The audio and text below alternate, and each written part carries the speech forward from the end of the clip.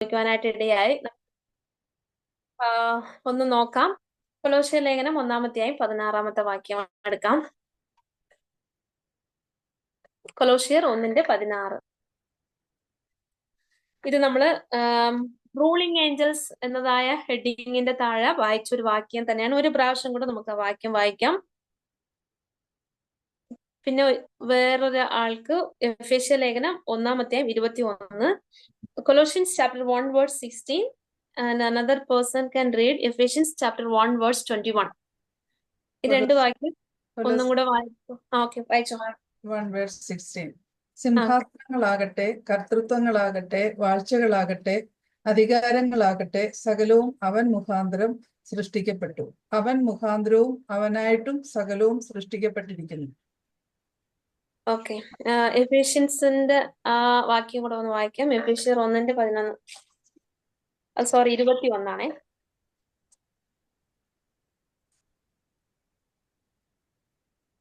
സ്വർഗത്തിൽ തന്റെ വലതുഭാഗത്ത് എല്ലാ വാഴ്ചയ്ക്കും അധികാരത്തിനും ശക്തിക്കും കർത്തൃത്വത്തിനും ഈ ലോകത്തിൽ മാത്രമല്ല വരുവാനുള്ളതിലും വിളിക്കപ്പെടുന്ന സകല നാമത്തിനും അത്യന്തം മീതെ ഇരുത്തുകയും സർവവും അവന്റെ കാൽക്കീഴാക്കി വെച്ച് അവനെ സർവത്തിനും മീതെ തലയാക്കി എല്ലാറ്റിലും എല്ലാം നിറയ്ക്കുന്നവന്റെ നിറവായിരിക്കുന്ന അവന്റെ ശരീരമായ സഭയ്ക്ക് കൊടുക്കുകയും ചെയ്തിരിക്കുന്നു.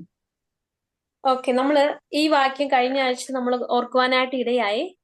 കാരണം ഈ കൊലോസ്യർ 1:16 എഫേസ്യ ലേഖനം 1-ാം-അധ്യായത്തിലൊക്കെ നമ്മൾ വായിക്കുന്നത് ക്രിസ്തുവാണ് സകലത്തെയും സൃഷ്ടിച്ചതെന്നാണ് നമ്മൾ സാധാരണ എപ്പോഴും ധ്യാനിക്കാറുള്ള ഒരു കാര്യം. എന്നാൽ ഇവിടെ വന്ന ക്വസ്റ്റ്യൻ, ഇവിടെ എങ്ങനെ ദൂതന്മാരുടെ റൂളിംഗ് ഏഞ്ചൽസ് ആണ് നമുക്ക് പറയുവാനായിട്ട് പറ്റും എന്നതായിരുന്നു ക്വസ്റ്റ്യൻ. ഓക്കെ, നമുക്ക് ചിന്തിക്കാം. കൊലോസ്യ ലേഖനത്തിൽ വരുമ്പോൾ, കൊലോസ്യ ലേഖനം നമ്മൾ വായിക്കുമ്പോൾ കൊലോസ്യക്കാരുടെ നമുക്ക് പശ്ചാത്തലത്തിൽ നമുക്ക് നോക്കുകയാണെങ്കിൽ, കൊലോഷ്യൻസിൽ നമ്മൾ ബൈബിൾ കമന്ററീസ് ഒക്കെ നോക്കുമ്പോൾ ഇവിടെയുള്ള വിശ്വാസികൾ എന്ന് പറയുമ്പോൾ അവർക്ക് ദൂതന്മാരെ കുറിച്ച് നല്ല രീതിയിലുള്ള ഒരു അറിവുണ്ടായിരുന്നു. കാരണം ആ 1-ാമധ്യായം 16-ാമത്തെ വാക്യത്തില് കുറെ കാര്യങ്ങൾ പറഞ്ഞിട്ടുണ്ട്. that are in heaven, that are in earth, visible and invisible, whether they be thrones or dominions or principalities or powers. All things were created by him and for him. ഇത് ഇംഗ്ലീഷിൽ വായിക്കുമ്പോൾ ഇച്ചിരി കൂടെ വ്യക്തമായിട്ടുള്ളതുകൊണ്ടാണ് ഞാൻ ഇംഗ്ലീഷിൽ വായിച്ചത്. അതായത് ആ വാക്യത്തില് വിസിബിൾ ഓർ ഇൻവിസിബിൾ ആയിട്ടുള്ള റൂളേഴ്സ് ആണെങ്കിലും, പിന്നെ thrones or dominions or principalities or power, അങ്ങനെ കുറെ കാര്യങ്ങൾ, കുറെ ടേംസ്, ഈ ടേംസ് ഒക്കെ ഏഞ്ചലിക് ബീയിങ്സിന് വേണ്ടി യൂസ് ചെയ്തിരുന്നതായിരുന്നു എന്നാണ് പറയപ്പെടുന്നത്. അപ്പോൾ ഇവിടെ ഈ കൊലോസ്യ ബിലീവേഴ്സ് അല്ലെങ്കിൽ കൊലോസ്യ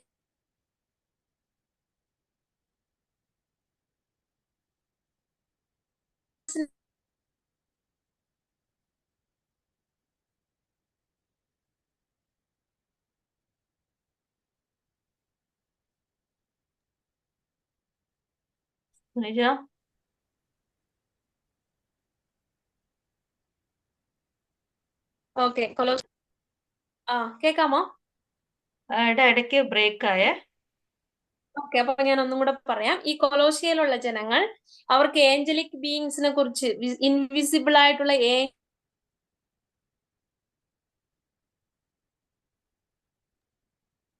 അതുപോലെ തന്നെ യേശുക്രിസ്തുവിനെയും അവർ ഏഞ്ചലായിട്ടാണ് വിശ്വസിച്ചിരുന്നതും. ഏഞ്ചൽസ് അല്ലെങ്കിൽ ദൂതന്മാരെ ആരാധിക്കുന്ന ശീലം ഈ കൊലോസ്യയിലെ ബിലീവേഴ്സിന് ഉണ്ടായിരുന്നു. അതുകൊണ്ടാണ് പൗലോസ് എഴുതുമ്പോൾ ഈ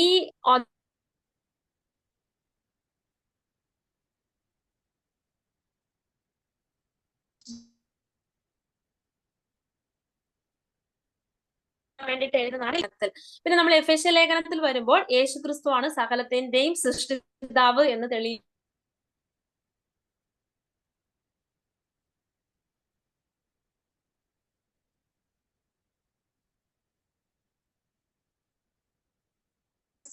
ബീങ്സിന് അല്ലെങ്കിൽ അവരുടെ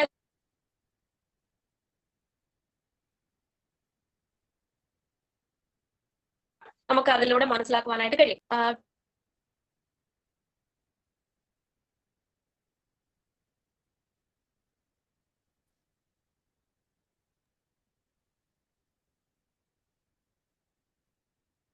നിജ നമുക്ക് കേൾക്കുന്നില്ല സുനിജ. കേൾക്കുന്നില്ല. ആന്റി ഞാൻ അവസാനം എടാ സുനിജ പ്ലേസ് ഒന്ന് മാറി നോക്കിക്കേ. നിർത്തിയായിരുന്നു, കാരണം ഇത് പറഞ്ഞത്. ഓക്കെ.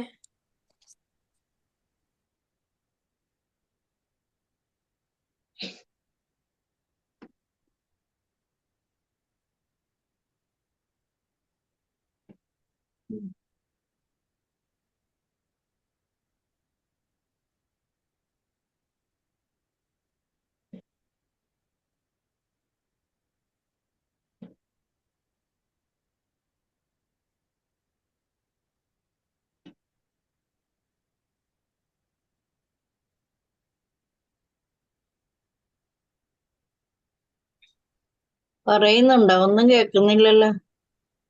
ഇല്ല ആന്റി, അത് നെറ്റ് ഇഷ്യൂസ് ഉണ്ട് ആന്റി. ഒരു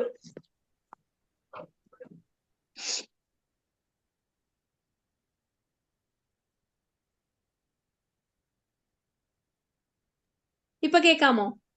ആ ഓക്കെ. കേൾക്കാം. ഓക്കെ, ഞാൻ ഡിവൈസ് മാറ്റി. ഉം.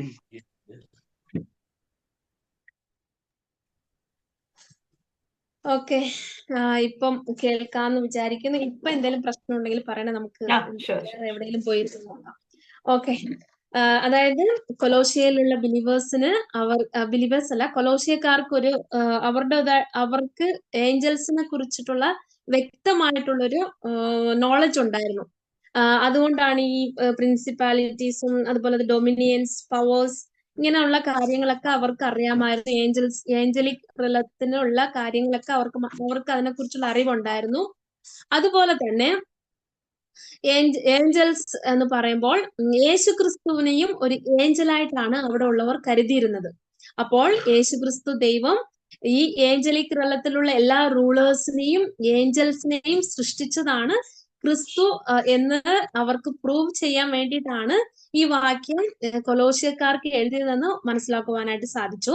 അതുപോലെ തന്നെ എഫേസ്യ ലേഖനത്തിൽ വരുമ്പോൾ യേശുക്രിസ്തു ആണ് എല്ലാത്തിനെയും സൃഷ്ടികർത്താവെന്ന് തെളിയിക്കുവാനായിട്ടാണ് കൊലോസ്യ ലേഖനം 1-ാം അധ്യായം 21-ാം വാക്യത്തിൽ പറഞ്ഞിട്ടുള്ള കാര്യം എന്ന് മനസ്സിലാക്കുവാനായിട്ട് സാധിച്ചു. അപ്പോൾ ഈ ഏഞ്ചലിക് റലം അല്ലെങ്കിൽ ഇൻവിസിബിൾ ആയിട്ടുള്ള ഈ ഏഞ്ചലിക് ബീയിങ്സില് അവർക്ക് റൂളിംഗ് ആയിട്ടുള്ള കാര്യങ്ങൾ, അവരുടെ ഇടയിലും ഡിവിഷൻസും റൂളേഴ്സും ഒക്കെ ഉണ്ടായിരുന്നെന്ന് നമുക്കറിയാം.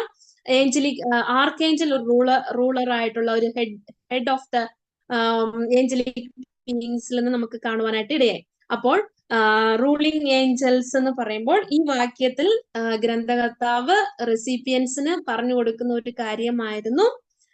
ഈ ഏഞ്ചലിക് റിലത്തിലും അതോറിറ്റി, അതായത് അവർക്കും ഡിവിഷൻസും അതുപോലെ തന്നെ റൂളേഴ്സും ഒക്കെ ഉണ്ടെന്ന് കൊടുക്കുവാനായിട്ട് സാധിച്ചു. അപ്പോൾ ഈ ഡൗട്ട് ഇവിടെ ക്ലിയർ ആയെന്ന് വിചാരിക്കുന്നു. കാരണം സംശയം വന്നത് എന്താണെന്ന് വെച്ചാല് നമ്മൾ സാധാരണ കേൾക്കുന്നത് യേശുക്രിസ്തുവിന് എല്ലാത്തിന്റെയും സൃഷ്ടികർത്താവ്, ഇവിടെ എവിടെ ഏഞ്ചലിക്കിന്റെ കാര്യങ്ങൾ പറയുന്നു എന്നുള്ള ഒരു സംശയമായിരുന്നു.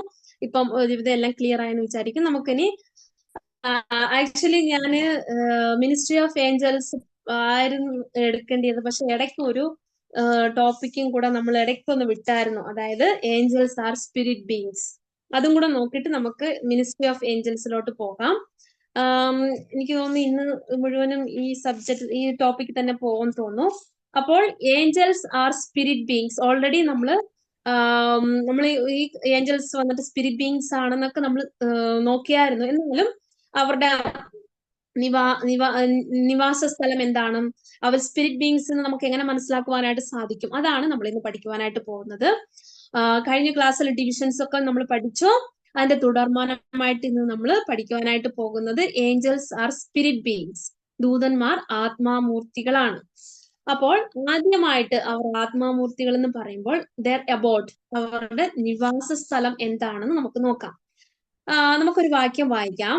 മർക്കോസ് എഴുതിയ സുവിശേഷം 13-ാം അധ്യായം 32-ാമത്തെ വാക്യം. Mark chapter 13 verse 32. മർക്കോസ് 13-ാം അധ്യായം 32-ാമത്തെ വാക്യം. ആ നാളും നാഴികയും സംബന്ധിച്ചോ പിതാവല്ലാതെ ആരും സ്വർഗത്തിലെ ദൂതന്മാരും പുത്രനും കൂടെ അറിയുന്നില്ല. ഇവിടെ നമ്മള് ആ ഒരു ടേം ഓക്കെ അത്ര മതി ആന്റി. അവിടെ സ്വർഗത്തിലെ ദൂതന്മാർ എന്ന് നമുക്ക് അവിടെ കാണുവാനായിട്ട് സാധിക്കും. അവിടെ ദൂതന്മാർ അവരുടെ നിവാസ സ്ഥലം എന്ന് നോക്കുമ്പോൾ സ്വർഗമാണ് അവരുടെ അബോർഡ് അല്ലെങ്കിൽ അവരുടെ നിവാസ സ്ഥലം. അവരുടെ പ്രവർത്തനങ്ങളും അവർക്ക് കൊടുത്തിട്ടുള്ള പ്രവർത്തനം അനുസരിക്കുന്നതും ഈ ലോകം മുഴുവനും അവർക്ക് പ്രവേശനം ഉണ്ടെങ്കിലും അവരുടെ മെയിൻ ആയിട്ടുള്ള അബോർഡ് അല്ലെങ്കിൽ അവരുടെ നിവാസ സ്ഥലം എന്ന് നോക്കുമ്പോൾ അത് സ്വർഗമാണ്. സ്വർഗത്തിലെ ദൈവത്തിന്റെ അടുത്താണ് ഈ അവരുടെ അബോർഡ്, അവരുടെ നിവാസ സ്ഥലം. ഇപ്പൊ നമ്മളോട് ആരെങ്കിലും ചോദിക്കുക നിങ്ങൾ എവിടെ, നിങ്ങളുടെ സ്ഥലം എവിടെയാന്ന് ചോദിക്കുമ്പോൾ നമ്മൾ ഓരോരുത്തരും ഓരോ സ്ഥലങ്ങൾ പറയും അല്ലെ.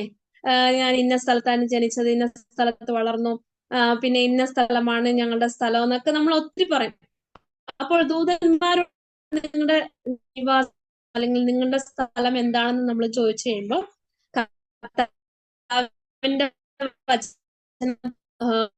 മർക്കോസ് 13-ാം അധ്യായം നിവാസ സ്ഥലം സ്വർഗമാണ്. സ്വർഗത്തിലെ ദൂതന്മാർ, അതായത് സ്വർഗമാണ് അവരുടെ അബോർഡ് എന്ന് നമുക്ക് കാണുവാനായിട്ട് കഴിയും. അപ്പോൾ സ്വർഗത്തിലെ ദൂതന്മാർ എന്ന് പറയുമ്പോൾ സ്വർഗമാണ് അവരുടെ നിവാസ സ്ഥലം.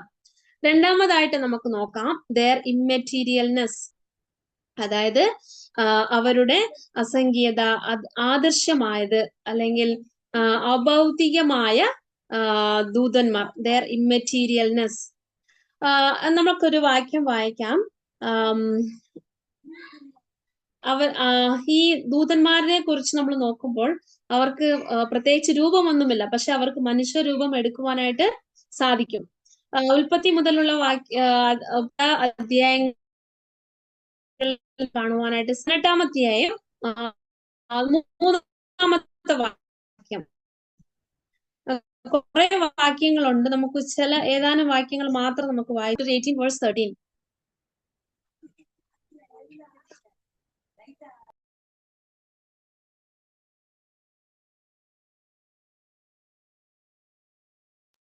എടുത്തെങ്കിൽ ഒന്ന് പെട്ടെന്ന് വായിച്ചാൽ നല്ലതായിരിക്കുമേ. ജെനസിസ് അതുകൊണ്ട് അബ്രഹാം ലോത്തിനോട് എനിക്കും നിനക്കും എന്റെ ഇടയന്മാർക്കും, അതാണോ അബ്രഹാമിന്റെ വീട്ടിൽ വന്ന ദൂതന്മാരെ കുറിച്ച്? 13 ആണോ 3 ആണോ? 3 സോറി 3 ഇല്ല 2 മുതലാ. അവൻ തലപൊക്കി നോക്കിയപ്പോൾ 3 പുരുഷന്മാർ തന്റെ നേരെ നിൽക്കുന്നത് കണ്ടു. അവരെ കണ്ടപ്പോൾ അവൻ കൂടാരവാതിക്കൽ നിന്ന് അവരെ എതിരേൽപ്പാൻ ഓടിച്ചെന്ന് നിലം വരെ കുനിഞ്ഞു. യജമാനനെ, എന്നോട് കൃപയുണ്ടെങ്കിൽ അടിയനെ കടന്നു പോകരുതേ. അവിടെ ദൂതന്മാർ, അവരുടെ 3 പുരുഷന്മാർ വന്നതിനെ കുറിച്ചൊക്കെ നമ്മൾ അവിടെ കാണുവാനായിട്ട് കഴിയും. അവർക്ക് മനുഷ്യരെ പോലെ അവർക്ക് ഭൗതികമായ ശരീരമില്ല, എന്നാൽ അവർക്ക് മനുഷ്യരൂപം എടുക്കുവാനായിട്ട് സാധിക്കും. അവർക്ക് മരണമില്ല. അതാണ് ലൂക്കോസ് 20-ാം അധ്യായം 36-ൽ ക്രിസ്തു പറയുന്നത് കാണുവാനായിട്ട് സാധിക്കും. വിവാഹമോ കുഞ്ഞുങ്ങളെ ജനിപ്പിക്കുവാനുള്ള കഴിവോ ഈ ദൂതന്മാർക്കില്ല. ദൂതന്മാർക്ക് അവർ വന്ന് അവർക്ക് ഇമ്മറ്റീരിയൽ, അവർക്ക് ഭൗതികമായിട്ട് ശരീരമില്ല, അവർ സ്പിരിറ്റ് ബീയിങ്സ് ആണ്, എന്നാൽ അവർക്ക് മനുഷ്യരൂപം എടുക്കുവാനായിട്ട് കഴിയും. അതാണ് അബ്രഹാമിന്റെ വീട്ടിൽ ദൂതന്മാർ വന്നപ്പോൾ ദൂതന്മാരെ കാണുവാനായിട്ട് അബ്രഹാമിന് സാധിച്ചത്.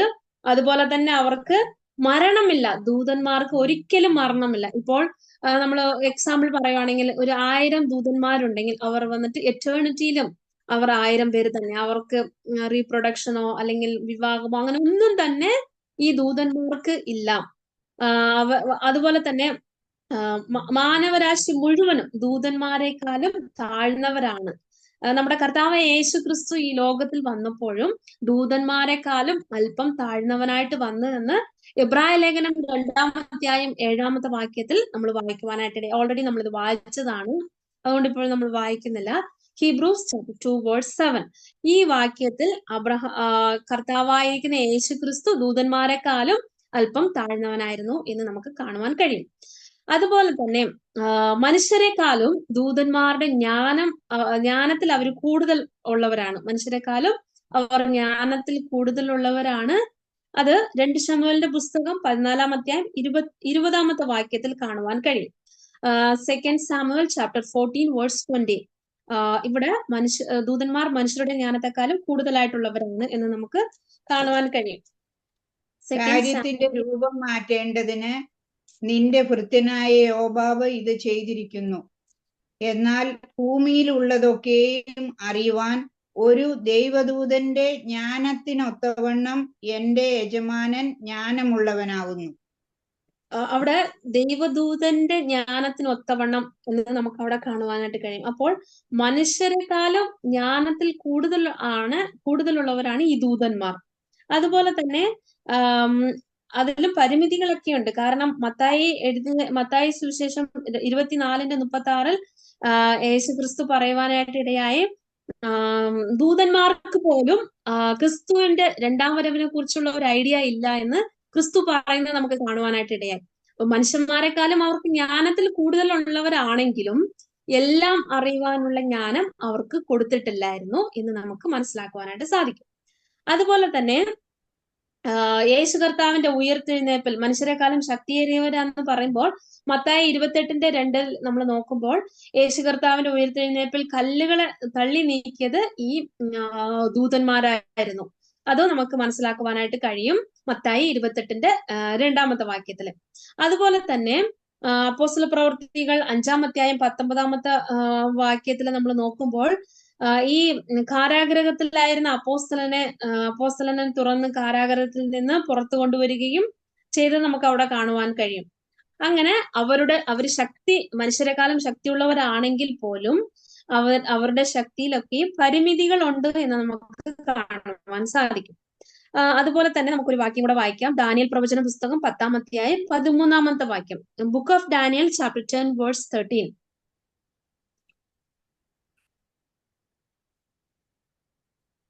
Daniel 10 verse 13.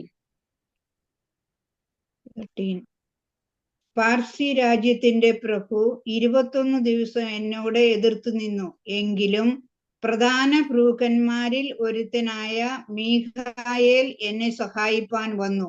അവനെ ഞാൻ പാർസി രാജാക്കന്മാരോടുകൂടെ അവിടെ വിട്ടേച്ചു. ഇവിടെ ദൂതൻ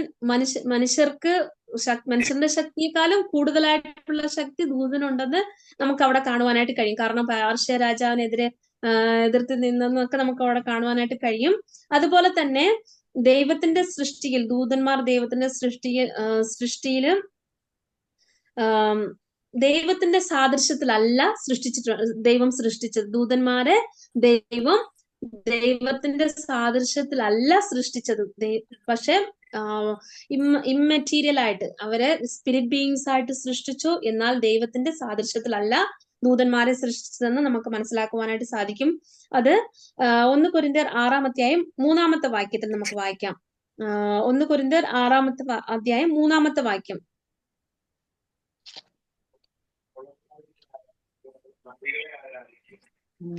നാം ദൂതന്മാരെ വിധിക്കും എന്ന് നിങ്ങൾ അറിയുന്നില്ലയോ? ഐഹിക കാര്യങ്ങളെ എത്രയധികം. എന്നാൽ നിങ്ങൾക്ക് ഐഹിക കാര്യങ്ങളെ കുറിച്ച് വ്യവഹാരമുണ്ടെങ്കിൽ വിധിപ്പാൻ സഭ ഗണ്യമാക്കാത്തവരെ ഇരുത്തുമോ? ഓക്കെ, അവിടെ ദൂതന്മാരെ നമ്മൾ വിധിക്കുവാനായിട്ട് പോകുന്നു. അതായത് ദൈവം ദൂതന്മാരെ ദൈവത്തിന്റെ സാദൃശ്യത്തിലല്ല സൃഷ്ടിച്ചത്. എന്നാൽ മാനവരാശിയായിരിക്കും നമ്മൾ ഓരോരുത്തരെയും മനുഷ്യന്മാരെ ദൈവത്തിന്റെ സാദൃശ്യത്തിൽ സൃഷ്ടിച്ചു. നാം ദൂതന്മാരെ പോലും വിധിക്കുവാനായിട്ട് വരും കാലങ്ങളില് ദൂതന്മാരെക്കാളും ഉയർന്നവരായിട്ട് ആയിത്തീരുവാനായിട്ട് പോകുകയാണ് എന്നും അപ്പോസ്തലനായിരിക്കുന്ന പൗലോസ് അവിടെ നമുക്ക് ഒരു സൂചന തരുന്നത് നമുക്ക് അവിടെ കാണുവാനായിട്ട് കഴിയും. അതുപോലെ തന്നെ നമ്മൾ ഇൻവിസിബിൾ ആദൃശ്യമായത് എന്ന് നമ്മൾ ഓൾറെഡി കൊലോസ്യ ലേഖനം 1-ാം അധ്യായം 16-ാമത്തെ വാക്യത്തില് കാണുവാനായിട്ട് കഴിയും. ഈ ആത്മാക്കൾ ശക്തിയുള്ളവരായിരുന്നിട്ടും അവർ ഒരിക്കലും ഈ മനുഷ്യരെക്കാളും ശക്തിയുള്ളവരായിരുന്നിട്ടും അവർ ഒരിക്കലും സർവ്വവ്യാപിയോ അല്ലെങ്കിൽ സർവശക്തനോ സർവജ്ഞാനിയോ അല്ല. അവർ എല്ലായിടത്തും ഒരുപോലെ ആയിരിക്കുവാൻ സാധിക്കില്ല. ഇപ്പം ഇവിടെ ഒരു ദൂതൻ ഉണ്ടെങ്കിൽ, ഇപ്പൊ ആനി ആന്റി ഇവിടെ ഗൾഫിലുണ്ട്, ജെയിൻ ആന്റി ഇവിടെ ചെന്നൈയിലുണ്ട്, ഷേർലി ആന്റി ഗുജറാത്തിലും പിന്നെ ഇങ്ങനെ ഓരോരുത്തരും, പിന്നെ ലവ്ലി ചേച്ചി, അങ്ങനെ ഓരോരുത്തരും കേരളത്തിലുണ്ട്. പക്ഷെ കേരളത്തിലും ഗുജറാത്തിലും ഗൾഫിലും ഒക്കെ വേറെ വേറെ ദൂതന്മാരാണ് നമ്മളെ കാവൽ ചെയ്യുന്നതും പ്രവർത്തനങ്ങൾ ചെയ്യുന്നത്. എന്നാൽ നമ്മുടെ കർത്താവ് സർവ്വവ്യാപിയാണ്, സർവശക്തനാണ്. സെയിം ക്വാളിറ്റി തന്നെയാണ് സേറ്റാന്റെ ദൂതനും ഉള്ളത്. ഒരിക്കലും സേറ്റാനോ, അല്ലെങ്കിൽ അത് നമ്മൾ പഠിക്കുന്നതായിരിക്കും സേറ്റാനോളജിയിലും. എന്നാൽ ഈ ദൂതന് ഒരിക്കലും ഒരേ സമയം ഇവിടെയും അടുത്ത സ്ഥലത്തും ആയിരിക്കുവാനായിട്ട് സാധിക്കില്ല. കാരണം ദൂതന്മാരെ ദൈവം അങ്ങനെയാണ് സൃഷ്ടിച്ചേക്കുന്നത്. അവർ സർവജ്ഞാനിയോ സർവവ്യാപിയോ സർവശക്തനോ അല്ല ദൂതന്മാർ. ഒരേ സമയത്ത് പല സ്ഥലങ്ങളിലും ആയിരിക്കുവാനായിട്ടും ദൂതന്മാർക്ക് സാധിക്കില്ല. അതാണ് നമ്മള് ദൂതന്മാരുടെ അവരുടെ ഇമ്മെറ്റീരിയൽ, അവരുടെ ആദർശമായിട്ടുള്ള അവരുടെ കാര്യങ്ങൾ എന്താണ് നമ്മൾ പഠിക്കുവാനായിട്ട് ഇടയായി. ദൈവം അവർക്ക് ഭൗതികമായ ശരീരം എടുക്കുവാനായിട്ട് സാധിക്കും, എന്നാൽ അവർക്ക് ശരീരം ഇല്ല എന്നും, അതുപോലെ തന്നെ അവർ മനുഷ്യരെക്കാളും ജ്ഞാനത്തിലും ശക്തിയിലും ബുദ്ധിയിലൊക്കെ നമ്മളെക്കാളൊക്കെ കൂടുതലാണ്. എന്നാൽ അവർ ദൈവത്തിന്റെ സാദൃശ്യത്തിലല്ല ദൂതന്മാരെ ദൈവം സൃഷ്ടിച്ചിരിക്കുന്നതും എന്നും നമുക്ക് കാണുവാനായിട്ട് സാധിച്ചു. അതുപോലെ തന്നെ ദൂതന്മാരെ നമ്മൾ വരും കാലത്തിൽ, അതായത് നമ്മൾ കർത്താവിന്റെ വരവിന് ശേഷം നമ്മൾ ദൂതന്മാരെയും വിധിക്കുവാനായിട്ട് ദൈവം വിശ്വാസികളായിരിക്കുന്ന, ദൈവത്തിന്റെ സാദൃശ്യത്തിൽ സൃഷ്ടിച്ചിരിക്കുന്ന ദൈവത്തിന്റെ മക്കളായിരിക്കുന്ന നമുക്കും ദൈവം ഒരു ഭാഗ്യം തന്നിട്ടുണ്ട്. ദൂതന്മാരെക്കാളും നമ്മൾ ഇച്ചിരി ഉയർന്നവരായിരിക്കും വരും കാലങ്ങളിലും. അതുപോലെ തന്നെ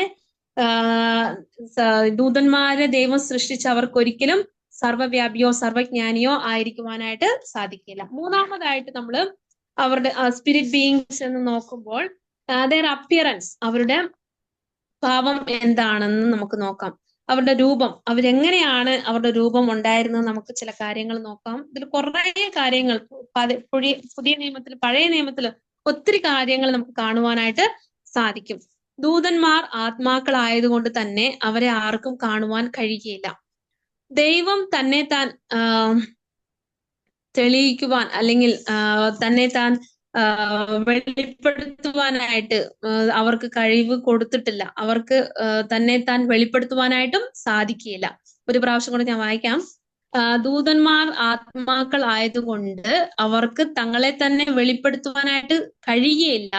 എന്നാൽ ദൈവം ചില സാഹചര്യങ്ങളിൽ, പഴയ നിയമത്തിലൊക്കെ ബിലെയാമിന്റെ കാര്യങ്ങളിലൊക്കെ നമ്മൾ നോക്കുമ്പോൾ അവിടെ ദൂതന്മാരെ കഴുത കണ്ടു എന്ന് നമുക്ക് അവിടെ വായിക്കുവാനായിട്ട് കഴിയും. നമ്പേഴ്സ് ചാപ്റ്റർ 22 വേഴ്സ് 31 നമുക്കത് കാണുവാനായിട്ട് കഴിയും. ദൈവം അവന്റെ കണ്ണ് തുറന്നപ്പോൾ നമുക്കത് കാണുവാനായിട്ട് സാധിച്ചു. അവിടെ ബിലെയാമിനെ അത് കാണുവാനായിട്ട് സാധിച്ചു. ഇന്നും നമ്മളെ ചുറ്റിലും പല ദൂതന്മാരുണ്ട്, പക്ഷെ ദൈവം നമുക്ക് ആ കണ്ണ് തുറന്നിട്ടില്ല. അതുകൊണ്ട് നമുക്ക് അവരെ കാണുവാനായിട്ട് കഴിയുന്നില്ല. അവർ സ്പിരിറ്റ് ബീയിങ്സ് ആണ്. പലപ്പോഴും നമ്മളെപ്പോഴും വായിക്കാറുണ്ട്, അത് നമ്മൾ ബിലീവേഴ്സ്, അതായത് work of the angels in ബിലീവേഴ്സിൽ വരുമ്പം നമ്മളത് കാണും. ദൂതന്മാരെ തന്റെ കരങ്ങളിൽ വഹിച്ചു കൊള്ളും എന്നൊക്കെ നമ്മൾ വായിക്കാറുണ്ടല്ലേ. പക്ഷെ ദൂതന്മാരെ നമ്മൾ കാണുന്നില്ല. പലപ്പോഴും നമ്മൾ കല്ലൊക്കെ തട്ടിയിട്ട് ഇങ്ങനെ താഴേക്ക് വീഴാൻ പോകുമ്പോൾ പക്ഷെ നമ്മൾ വീഴത്തില്ല. അപ്പോൾ ഞാൻ പലപ്പോഴും ഓർക്കും, ദൈവമേ ദൂതന്മാരെ വിട്ടിട്ടുണ്ടല്ലോ, അതിനായിട്ട് സ്തോത്രം എന്നൊക്കെ പറയുവാനായിട്ട് ഇടയായിട്ടുണ്ട്. അപ്പോൾ ദൂതന്മാര് നമുക്ക് വേണ്ടിയിട്ട് ഉള്ളപ്പോൾ അവരെ നമ്മുടെ കണ്ണിൽ കാണാനായിട്ട് കഴിയുകയില്ല. ആ സ്പിരിച്വൽ ആയിട്ടുള്ള അല്ലെങ്കിൽ ആ സ്പിരിറ്റ് ബീയിങ്സിനെ കാണുവാനായിട്ടുള്ള കണ്ണുകൾ ഉണ്ടെങ്കിൽ ഒരുപക്ഷെ സന്തോഷവുമായിരിക്കും, അതിനേക്കാളും ഒത്തിരി ഭയം കൊടുക്കുന്ന കാര്യമായിരിക്കും. കാരണം സ്പിരിറ്റ് ബീയിങ്സ് എന്ന് പറയുമ്പോൾ ഏഞ്ചൽസിനെ മാത്രമല്ല സൈറ്റൻസിനെയും കാണുവാനായിട്ട്, അല്ലെങ്കിൽ സൈറ്റാന്റെ ദൂതന്മാരെയും കാണുവാനായിട്ട് കഴിയും. അതുകൊണ്ട് ദൈവം എത്ര നല്ലവനാണ്. ഈ കാലത്തിൽ കൃപായുഗത്തിൽ ജീവിക്കുന്നതായ നാം ഓരോരുത്തർക്കും ഈ കണ്ണുകളൊന്നും ദൈവം നമുക്ക് തന്നിട്ടില്ല. കാരണം നമുക്ക് ദൈവത്തെ സ്തുതിക്കുന്നതിനേക്കാളും കൂടുതൽ നമ്മളെ ഭയപ്പെടുത്തുന്ന രൂപങ്ങളായിരിക്കും നമ്മൾ കൂടുതലായിട്ട് കാണേണ്ടതായിട്ട് വരും. പക്ഷെ ദൈവത്തിന് സ്തോത്രം, ദൈവം നമ്മളെ ഓരോരുത്തരെയും ഓരോ സമയത്തും അവന്റെ ഹിതപ്രകാരം ദൈവം നമ്മളെ ആക്കി വെച്ചിരിക്കുന്ന ദൈവത്തിന് സ്തോത്രം പറയാം. അപ്പോൾ അവരുടെ അപ്പിയറൻസ്, അവരെങ്ങനെയാണ് അവരുടെ രൂപം അവർ കർത്താവിന്റെ വചനത്തിൽ കാണുന്നത് നമുക്ക് നോക്കുമ്പോൾ, ബിലെയാമിന്റെ ആ സമയത്ത് നമ്പേഴ്സിൽ നമ്മൾ നോക്കുമ്പോൾ അവന്റെ കണ്ണ് തുറന്നപ്പോൾ, ഈ നമ്പേഴ്സ് 22-31 നമുക്ക് ആ വാക്യം വായിക്കാം. അപ്പൊ ഇച്ചിരി കൂടെ നമുക്ക് ക്ലിയർ ആയിട്ട് മനസ്സിലാവും. സംഖ്യാപുസ്തകം 22-ാം അധ്യായം 31-ാമത്തെ വാക്യം. Numbers chapter 22 verse 31. അപ്പോൾ യഹോവ ബിലെയാമിന്റെ കണ്ണ് തുറന്നു. യഹോവയുടെ ദൂതൻ വാൾ ഊരി പിടിച്ചുകൊണ്ട് നിൽക്കുന്നത് അവൻ കണ്ടു. സാഷ്ടാംഗം വീണ് നമസ്കരിച്ചു. അവിടെ യഹോവ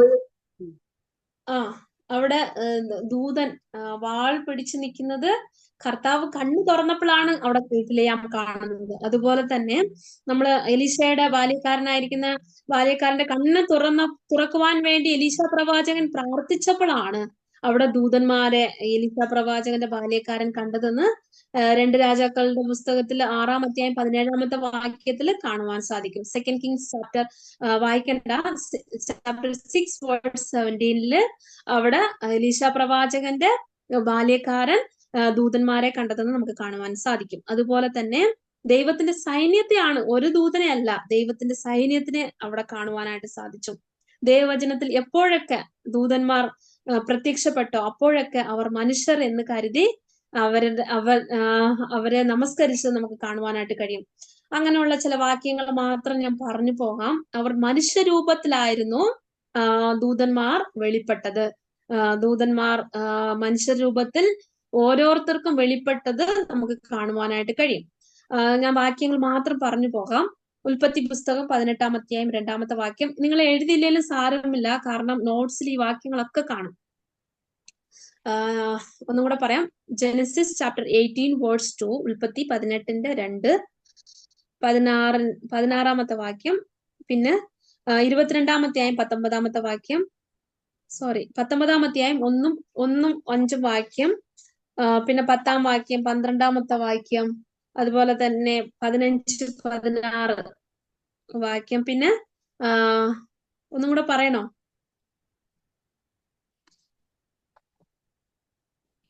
വാക്യങ്ങൾ ഒരു പ്രാവശ്യം കൂടെ? 19-ന്റെ 1, 5, 10, 12 അല്ലേ? ഒന്നും കൂടെ പറയാം. ജെനസിസ് ചാപ്റ്റർ 18 വേഴ്സ് 2, 16, 22, പിന്നെ 19 വേഴ്സ് 1, 5, 10, 12, 15, 16. ഓക്കെ. പിന്നെ ന്യായാധിപന്മാരുടെ പുസ്തകം 13-ാം അധ്യായം 6-ാമത്തെ വാക്യം.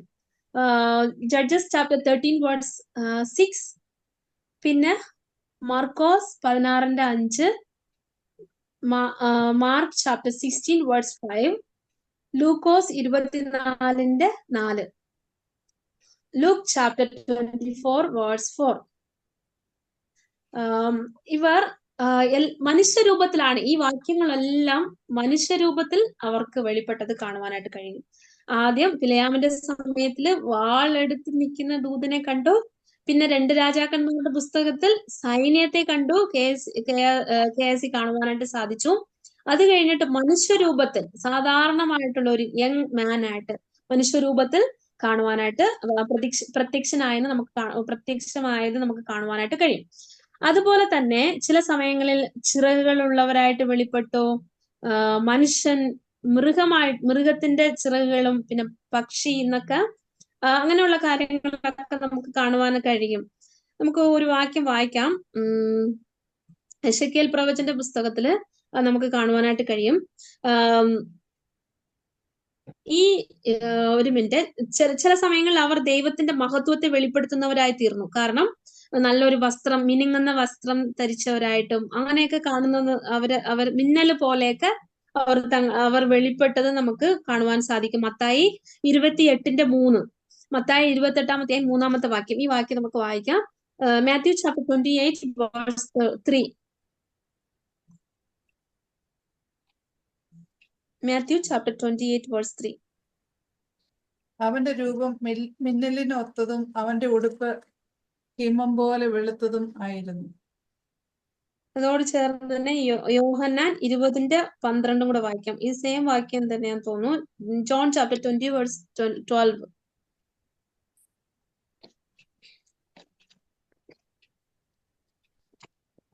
യേശുവിന്റെ ശരീരം കിടന്നിരുന്ന ഇടത്ത് വെള്ളവസ്ത്രം ധരിച്ച 2 ദൂതന്മാർ ഒരുത്തൻ തലയ്ക്കലും ഒരുത്തൻ കാൽക്കലും ഇരിക്കുന്നത് കണ്ടു. ഇവിടെയൊക്കെ വെള്ളവസ്ത്രം തനിച്ച് അല്ലെങ്കിൽ ഹിമം പോലെ വെളുത്തിട്ട് അങ്ങനെയൊക്കെ നമുക്ക് കാണുവാനായിട്ട് കഴിയും. അപ്പോൾ ഇച്ചിരി കൂടെ ഡിഫറെന്റ് ആയിട്ട് സാധാരണ ഒരു മനുഷ്യനെ പോലല്ലാതെ ഇച്ചിരി കൂടെ വ്യത്യസ്തമായിട്ടുള്ള രീതിയിൽ ഇവിടെ ദൂതൻ അപ്പിയർ ചെയ്യുന്നത് നമുക്ക് അവിടെ കാണുവാൻ കഴിയും. അതുപോലെ തന്നെ പ്രവർത്തികളുടെ പുസ്തകത്തിൽ നമ്മൾ വരുമ്പോൾ പ്രവർത്തികൾ 1-ാം അധ്യായം 10-ാമത്തെ വാക്യം. അപ്പോസ്തല പ്രവൃത്തി 1:10. Book of Acts chapter 1 verse 10. അവൻ പോകുന്നേരം അവൻ ആകാശത്തിലേക്ക് ഉറ്റുനോക്കുമ്പോൾ വെള്ളവസ്ത്രം ധരിച്ച 2 പുരുഷന്മാർ അവരുടെ അടുക്കൽ നിന്നു. ഇവിടെ വെള്ളവസ്ത്രം ധരിച്ച 2 ദൂതന്മാരെ കുറിച്ച് നമുക്ക് അവിടെ കാണുവാനായിട്ട് കഴിയും. അതുപോലെ തന്നെ എസെക്കിയേൽ പ്രവചന്റെ പുസ്തകം 1-ാം അധ്യായം 13-ാമത്തെ വാക്യം, ഡാനിയൽ ചാപ്റ്റർ 10 വേഴ്സ് 6. ഒന്നുകൂടെ പറയാം. എസെക്കിയേൽ പ്രവചനം book of Ezekiel chapter 1 verse 13, Daniel 10:6. ഈ വാക്യങ്ങളിലൊക്കെയും ദൂതന്മാർ വെണ്മവസ്ത്രം ധരിച്ചവരെന്നും അവരുടെ അപ്പിയറൻസിന്റെ രീതിയൊക്കെ നമുക്ക് അവിടെ കാണുവാനായിട്ട് കഴിയും. അതുപോലെ തന്നെ എപ്പോഴും യഥാർത്ഥ ഒരു മനുഷ്യനായിട്ടാണ് പ്രത്യക്ഷപ്പെട്ടത്. നമ്മള് ചിലപ്പോഴൊക്കെ പറയാറില്ലേ പ്രേതത്തിനെ കണ്ടെന്നൊക്കെ. എനിക്ക് തോന്നുന്നു കേരളത്തില് ഈ രീതിയൊക്കെ ഒത്തിരി കുറവാണ്. പക്ഷെ കേരളത്തിന്റെ പുറത്തൊക്കെ ഇരിക്കുന്ന ഒത്തിരി പേർക്ക് അറിയാം. അത് വില്ലേജുകളിലൊക്കെ ഉള്ളവര് ചോദിച്ചറിയാം, പ്രേതത്തിനെ കണ്ടെന്നൊക്കെ പറയും. പക്ഷെ ചിലപ്പം നല്ല ദൂതനെ പറയുന്നതാണോ എന്താ നമുക്ക് അറിയില്ല. പക്ഷെ പ്രേതമായിട്ടൊന്നും ദൈവത്തിന്റെ ദൂതൻ വെളിപ്പെടത്തില്ല, അല്ലെങ്കിൽ അപ്പിയർ ചെയ്തിട്ടില്ല. കർത്താവിന്റെ വചനത്തിൽ എവിടെയും പ്രേതമായിട്ടോ അല്ലെങ്കിൽ സ്പിരിറ്റ് ആയിട്ടോ പേടിപ്പിക്കുന്നവനായിട്ടോ ഒന്നും വെളിപ്പെട്ടിട്ടില്ല, അപ്പിയർ ചെയ്തിട്ടില്ല എന്ന് നമുക്ക് കാണുവാനായിട്ട് കഴിയും. നമ്മള് സൈറ്റാനോളജിയില് അതിനെക്കുറിച്ച് ഡീറ്റെയിൽ ഒക്കെ നമ്മൾ പഠിക്കുന്നതായിരിക്കും. അതുപോലെ തന്നെ ചിറകുകളുള്ള മൃഗമായിട്ടോ അല്ല അവിടെ വെളിപ്പെട്ടതെന്ന് നമുക്ക് കാണുവാൻ കഴിയും. അതുപോലെ തന്നെ ജെനസിസ് 18:2 ഓൾറെഡി നമ്മൾ വായിച്ചു. മർക്കോസ് 16-ാം അധ്യായം 5-ാമത്തെ വാക്യം വായിച്ചായിരുന്നു. മർക്കോസ് 16:5. ഇത് വെണ്മ വസ്ത്രത്തിലുള്ള ദൂതനായിട്ടാണോ പറഞ്ഞേക്കുന്നത്? അവർ കല്ലറയ്ക്കകത്ത് കടന്നപ്പോൾ വെള്ള നിലയങ്കി ധരിച്ച ഒരു ബാല്യക്കാരൻ വലതുഭാഗത്തിരിക്കുന്നത് കണ്ടു ഭ്രമിച്ചു. ഓക്കെ, ഇത് ഈ വെണ്മ വസ്ത്രം ധരിച്ച ബാല്യക്കാരൻ അല്ലെങ്കിൽ ഒരു യങ് മാൻ അവിടെ ഉണ്ടായിരുന്നു. വെണ്മ വസ്ത്രം ധരിച്ച ഒരു യങ് മാൻ ആയിട്ടുള്ള ഒരു അപ്പിയറൻസ് ദൂതൻ കൊടുത്ത് നമുക്ക് കാണുവാൻ കഴിയും. അതുപോലെ തന്നെ ഉള്ളവരായിട്ട് വെളിപ്പെട്ടു എന്ന് നമ്മൾ നോക്കുമ്പോൾ ചില സ്ഥലങ്ങളിൽ മാത്രം, അതായത് നമ്മൾ യെശയ്യാ പ്രവചന പുസ്തകം 6-ാം അധ്യായം 6-ാമത്തെ വാക്യത്തിൽ കഴിഞ്ഞ ആഴ്ച നമ്മൾ വായിച്ച വാക്യമാണ്. ചിറകുകളോടുകൂടെ കർത്താവിന്റെ സന്നിധിയിൽ ആരാധിക്കുന്ന ദൂതന്മാരെ കുറിച്ച് നമ്മൾ വായിക്കുന്നു. അതുപോലെ തന്നെ മൃഗമായിട്ട് ചില മൃഗം, പക്ഷി, ഇങ്ങനെയുള്ള കാര്യങ്ങളൊക്കെ പറഞ്ഞിട്ടുള്ള കാര്യം കൂടെ നമുക്ക് ഒരേ ഒരു വാക്യം കൂടെ വായിക്കാം. Ezekiel 1 verse 5. എസെക്കിയേൽ പ്രവചന പുസ്തകം 1-ാം അധ്യായം 5-ാമത്തെ വാക്യം. ഈ ഒരു വാക്യം കൂടെ വായിക്കാം. അതിന്റെ നടുവിൽ 4 ജീവികളുടെ സദൃശ്യം കണ്ടു. അവയുടെ രൂപമോ അവയ്ക്ക് മാനുഷ്യ സദൃശ്യം ഉണ്ടായിരുന്നു. ഇവിടെയും 4 മുഖവും 4 ചിറകുകളും ഉണ്ടായിരുന്നു. അവയുടെ കാൽ ചൊവ്വുള്ളതും കാലടി കാളക്കിടാവിന്റെ കുളമ്പ് പോലെയും ആയിരുന്നു. ഇവിടെയൊക്കെ നമ്മൾ നോക്കുമ്പോൾ ഇതൊരു പ്രത്യേകമായിട്ടുള്ള ഒരു അപ്പിയറൻസ് ആണ്. ഇത് നമ്മള് സ്വർഗത്തിലുള്ള അപ്പിയറൻസ് അല്ല.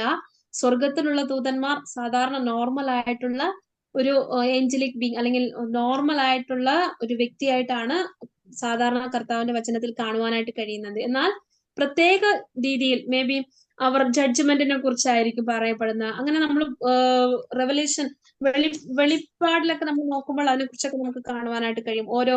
ഓരോ ചിറകുകളുള്ള മൃഗത്തിന്റെയും മുഖവും മനുഷ്യരുടെ മുഖവും ഇങ്ങനെയുള്ള കാര്യങ്ങളൊക്കെ നമുക്ക് കാണുവാനായിട്ട് കഴിയും. അപ്പോൾ എപ്പോഴും ഒരു ദൂതൻ അപ്പിയർ ചെയ്യുമ്പോൾ നോർമൽ ആയിട്ടുള്ള ഒരു മാൻ അല്ലെങ്കിൽ യങ് മാൻ ആയിട്ടാണ് അപ്പിയർ ചെയ്യുന്നത് നമുക്ക് കാണുവാൻ സാധിക്കും. അതുപോലെ തന്നെ ഒരിക്കലും കർത്താവിന്റെ വചനത്തിൽ ഇപ്പോൾ ഒരു വ്യക്തി മരിച്ചു പോയിട്ടുണ്ടെങ്കിൽ ആ വ്യക്തിയുടെ രൂപത്തിലൊന്നും ഒരിക്കലും ദൂതൻ വരികയില്ല. അതിനെ നമുക്ക് മനസ്സിലാക്കേണ്ടതായിട്ടുണ്ട്. ഒരിക്കലും മരിച്ചുപോയ വ്യക്തിയുടെ രൂപത്തിൽ ദൈവത്തിന്റെ ദൂതൻ ഒരിക്കലും വരത്തില്ല. കാരണം ഇന്ന് ഒത്തിരി തെറ്റിദ്ധാരണകളുണ്ട്. എനിക്ക് തോന്നുന്നു ഷേർലി ആന്റിയോടൊക്കെ ഈ ഗുജറാത്തും ഇങ്ങനെയുള്ള ഒത്തിരി സ്ഥലങ്ങളിലും തമിഴ്നാട്ടിലും കുറെ ഉണ്ട്. ഇങ്ങനെ മരിച്ചുപോയവരുടെ രൂപത്തിൽ വരും. ഒരിക്കലും നല്ല ദൂതൻ വരത്തില്ല. മരിച്ചുപോയവരുടെ രൂപത്തിൽ ആരുടെ രൂപത്തില് ദൂതൻ വരികയില്ല. അതിനെ കുറിച്ച് നമ്മൾ ആരെങ്കിലും നമ്മൾ ചോദിക്കുമ്പോൾ ചിലരൊക്കെ വന്ന് നമ്മുടെ അടുത്ത് ചോദിക്കാറുണ്ട്. അങ്ങനെ ഒരിക്കലും ദൂതൻ അപ്പിയർ ചെയ്യത്തില്ല. ആരുടെയും ദൂതൻ വന്ന് ഞാൻ ഇന്ന മരിച്ചുപോയ ആളുടെ ദൂതനാന്നൊക്കെ ആരും വരത്തില്ല, എവിടെയും വന്നിട്ടുമില്ല. ഓക്കെ, ദൈവവചനത്തിൽ പറയുന്ന പോലെ പല ചിത്രകാരന്മാര് കുഞ്ഞു പിള്ളേരുടെ മുഖവും പിന്നെ സ്ത്രീകളാണ് കൂടുതലും ഏഞ്ചലായിട്ട് പറയുന്നത്. എന്നാൽ ഈ നമ്മൾ വായിച്ച് എവിടെയും സ്ത്രീകളുടെ രൂപത്തിൽ ഒരിക്കൽ പോലും ദൂതന്മാർ അപ്പിയർ ചെയ്തിട്ടേ ഇല്ല. നമ്മള് എപ്പോഴും ഇപ്പം ക്രിസ്ത്യൻ മൂവീസ് ആണെങ്കിൽ പോലും ബൈബിളിലെ കാര്യങ്ങൾ പറയുമ്പോഴാണെങ്കിലും ഗേൾസ് ആണ് ഏഞ്ചലായിട്ട് കാണിക്കുന്നത്. എന്നാൽ നമ്മൾ ഈ വായിച്ച വാക്യങ്ങളിൽ എവിടെയും ലേഡീസ് വന്നിട്ട് ദൂതന്മാരായിട്ട് വെളിപ്പെട്ടിട്ടില്ല. അതും നമുക്ക് മനസ്സിലാക്കേണ്ടതാണ്. എന്നാൽ ഒരു വാക്യം നമുക്ക് വായിക്കാം. ദാനിയേൽ പ്രവചന സക്കറിയാവിന്റെ പുസ്തകം 5-ാം അധ്യായം 9-ാമത്തെ വാക്യം. സക്കറിയാവ് 5:9. പെട്ടെന്നൊന്ന് ഞാൻ വായിക്കണേ. തലപൊക്കി നോക്കിയപ്പോൾ 2 സ്ത്രീകൾ പുറത്തു വരുന്നത് കണ്ടു. അവരുടെ ചിറകിൽ കാറ്റുണ്ടായിരുന്നു. അവർക്ക് പെരിഞ്ഞാറയുടെ ചിറകുപോലെ ചിറകുണ്ടായിരുന്നു. അവർ ഭൂമിക്കും ആകാശത്തിനും മധ്യേ ഏഫയെ പൊക്കിക്കൊണ്ടുപോയി. ഇവിടെ ഈ വാക്യത്തിൽ അപ്പം 2 ചിറകുള്ള സ്ത്രീകൾ എന്ന് പറയുമ്പോൾ ഈ വാക്യത്തില് ഇതിന്റെ കമന്റേറ്റർ ഒക്കെ പറയുന്നത് ഇത് ഒരിക്കലും ദൂതനല്ല, ഒരുപക്ഷെ വീണുപോയ ദൂതനായിരിക്കാനാണ് സാധ്യത, സാത്താന്റെ ഏജന്റ് ആയിരിക്കാനാണ് സാധ്യത എന്നാണ് പറയപ്പെടുന്നത്. എപ്പോഴേലും അപ്പം ഈ സഹോദരി ഇങ്ങനെയാണല്ലോ പഠിപ്പിച്ച സ്ത്രീകളുടെ കാര്യം, സ്ത്രീകളൊന്നും അപ്പിയർ ചെയ്തിട്ടില്ലെന്ന് എന്താ ഈ വാക്യത്തിൽ ഇങ്ങനെ പറഞ്ഞിരിക്കുന്നത്? എപ്പോഴേലും വായിക്കുമ്പോൾ ചിലപ്പോൾ സംശയം തോന്നാറുണ്ട്. പക്ഷെ ഈ വാക്യത്തിന്റെ കമന്ററി, അതായത് വേദപണ്ഡിതന്മാർ പറയുന്നത് ഇത് സ്വർഗത്തിലെ വിശുദ്ധ ദൂതന്മാരുടെ ഏജന്റ് അല്ല, എന്നാൽ സാത്താന്റെ ദൂതനെ പ്രതിനിധീകരിക്കുന്ന ഏജന്റ് ആയിരിക്കാനാണ് സാധ്യത എന്നുമാണ് പറയപ്പെടുന്നത്. അപ്പോൾ നമ്മളിപ്പോൾ അപ്പിയറൻസ്, ദൂതന്റെ അപ്പിയറൻസ് നോക്കുമ്പോൾ നമ്മൾ കുറെ കാര്യങ്ങൾ പഠിച്ചില്ലേ? എന്തൊക്കെയാവുന്നു ഒന്ന് നമുക്ക് ജസ്റ്റ് ഒന്ന് പറയാം. എങ്ങനെയൊക്കെയാണ് അപ്പിയർ ചെയ്തത് ദൂതന്മാർ?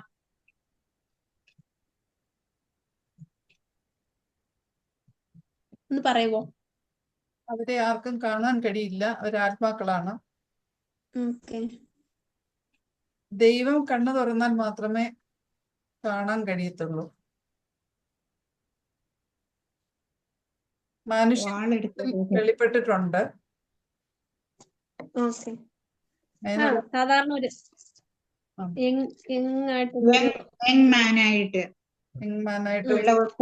വെള്ളവസ്ത്രം ധരിച്ച ദൂതന്മാരായി ശക്തിയുള്ളവരാണ്. അത് അപ്പിയറൻസിൽ നമ്മള് ശക്തിയുള്ളവരാണ്. എന്നാൽ അവരുടെ അപ്പിയറൻസ് എന്ന് പറയുമ്പോൾ അവര് വെണ്മ വസ്ത്രം ധരിച്ചവരായിട്ട് അപ്പിയർ ചെയ്തു, ചിറകുകളുള്ളവരായിട്ട് അപ്പിയർ ചെയ്തു. പിന്നെ ചില സ്ഥലങ്ങളില് സ്വർഗത്തിലെ നോക്കുമ്പോൾ അവർ എപ്പോഴും ഇങ്ങായിട്ടാണ് ഇരിക്കുന്നത്. മൃഗങ്ങളുടെ മുഖവും ചിറകുകളും ഒക്കെ ഉള്ളവരായിട്ട് അവർ അപ്പിയർ ചെയ്ത് നമുക്ക് കാണുവാനായിട്ട് കഴിഞ്ഞു. എന്നാൽ സക്കറിയാന്റെ പുസ്തകത്തിൽ മാത്രമേ 2 സ്ത്രീകളുടെ ചിറകുകളുള്ളവർ എന്ന് നമ്മൾ കാണുവാനായിട്ട് ഇടയായി. അത് 1-ാം അധ്യായത്തില് താഴോട്ട് അതിനെപ്പറ്റി ഒത്തിരി വിവരിച്ചിട്ടുണ്ടല്ലോ. എസേക്കിയേലാണോ? എസെക്കിയേൽ 1-ാം അധ്യായത്തിന്റെ 1-ാം അധ്യായത്തില് ദൂതന്മാരെ പറ്റി തന്നെയല്ലേ വിവരിച്ചിരിക്കുന്ന മുഴുവനും. അവർക്ക് മനുഷ്യമുഖം ഉണ്ടായിരുന്നു എന്നൊക്കെ പറഞ്ഞിട്ടുണ്ട്. അതെ അതെ, നമ്മളത് ഓൾറെഡി 1:13 വായിച്ചെന്ന് തോന്നല്ലേ? താഴോട്ട് അത് വിവരിച്ചിട്ടുണ്ട്, അവരുടെ രൂപം എങ്ങനെയൊക്കെയാണെന്നുള്ളത്. ഓക്കെ, ഇത് ഞാൻ അടുത്ത ആഴ്ച ഒന്ന് വായിച്ചിട്ട് ഒന്ന് എക്സ്പ്ലെയിൻ ചെയ്യാമേ. എസെക്കിയേൽ 1-ാം അധ്യായം. ഓക്കെ. ഇപ്പോൾ നമ്മള് ഈ ഇവരുടെ അപ്പിയറൻസിലുള്ള ചില വാക്യങ്ങളാണ് നമ്മൾ കണ്ടത്. ഈ സക്കറിയാവ് 5:9 നമ്മൾ നോക്കുമ്പോൾ 2 സ്ത്രീകൾ സാത്താന്റെ ഏജന്റ് ആണെന്ന് നമ്മൾ കണ്ടു. ഇത് തന്നെ വേദപണ്ഡിതന്മാർ പറയുമ്പോൾ ലേവ്യ പുസ്തകം 11-ാം അധ്യായം 9-ാമത്തെ വാക്യത്തിൽ പറഞ്ഞിട്ടുള്ള വിശുദ്ധി അല്ലാത്ത ഭക്ഷി എന്നുമാണ് ഇതിന് വിഭജനം, അതായത് അതിന്റെ വാക്യത്തിന്റെ എക്സ്പ്ലനേഷൻ കൊടുത്തിരിക്കുന്നത്. അതായത് വിശുദ്ധി അല്ലാത്ത ഒരു പക്ഷിയെ കുറിച്ചാണ് സക്കറിയ പ്രവചനം 5-ാം അധ്യായം 9-ാമത്തെ വാക്യത്തിൽ പറഞ്ഞിട്ടുള്ളത് എന്നും നമുക്ക് കാണുവാനായിട്ട് കഴിയും. ലേവ്യ പുസ്തകം 11-ാം അധ്യായം 19-ാമത്തെ വാക്യം. ഞാൻ പറയുന്നത് മനസ്സിലാവുന്നുണ്ടെന്ന് തോന്നുന്നു. മനസ്സിലായോ? എന്തെങ്കിലും ഉണ്ടെങ്കിൽ ചോദിക്കണേ. ലേവ്യ പുസ്തകം 11:19. ഞാറ, അതത് വിധം കൊക്ക്, കുളക്കോഴി, നരിച്ചീർ എന്നിവയും ചിറകുള്ള ഇഴജാതിയിൽ 4 കാൽ കൊണ്ട് നടക്കുന്നതൊക്കെയും നിങ്ങൾക്ക് അറുപ്പായിരിക്കണം. വിശുദ്ധി അല്ലാത്ത, അതായത് അവർക്ക് അറപ്പായിട്ടുള്ള മൃഗങ്ങൾ അതുപോലെ ഉള്ള ഒരു 2 പക്ഷിയായിരിക്കാനാണ് സാധ്യത എന്നാണ് പറയപ്പെടുന്നത്. ഓക്കെ. അവരുടെ അപ്പിയറൻസ് എന്ന് പറയുമ്പോൾ അവർ പല രീതിയിൽ അപ്പിയർ ചെയ്തു, തന്നെ വെളിപ്പെടുത്തി, ദൂതന്മാർ ഈ ലോകത്തില് ഭൗതികമായിട്ടുള്ള ശരീരത്തിൽ വന്നു, ഇങ്ങനെയൊക്കെ നമ്മൾ കണ്ടു. എന്നാൽ എല്ലായിടത്തും മെയിൽ, അതായത് മസ്കുലിൻ ജെൻഡറിലാണ് നമ്മൾ ദൂതന്മാരെ കാണുന്നതും. ഒരു സ്ഥലത്ത് മാത്രം സ്ത്രീകൾ പറന്നു പോകുന്നത് സക്കറിയ പ്രവാചന പുസ്തകത്തിൽ പറഞ്ഞിട്ടുണ്ട്. അത് സാത്താന്റെ ഏജന്റ് ആണ് എന്നാണ് പറയുന്നത്. അതോട് തന്നെ ലേവ്യ പുസ്തകം 11-ാം അധ്യായം 19-ാമത്തെ വാക്യത്തിൽ പറഞ്ഞിട്ടുള്ളത് പോലെ വിശുദ്ധി അല്ലാത്ത ഒരു പക്ഷിയായിരിക്കാനാണ് സാധ്യത എന്നുമാണ് പറയപ്പെടുന്നത്. നമ്മൾ 4-ാമതായിട്ട് നമുക്ക് നോക്കാം ദെയർ